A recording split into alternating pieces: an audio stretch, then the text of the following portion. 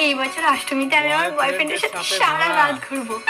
অনেক কিন্তু মজা হবে মাকে গাইস। কি করে বোঝাবো? দেখবেন মা তো কোনোভাবে রাত্রিবেলা বেরোতেই দেবে না।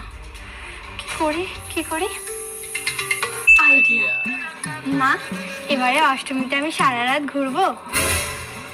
আমি একা নয়, আরে আমি ভাইয়েরদের সাথে যাব, মানে ভাইরা তার বন্ধুরা যাবে, বান্ধবীরা যাবে, ওরা ঘুরবে বলছিল দিদি তুই কেন বাড়িতে থাকবি, তুইও চল আমাদের সাথে।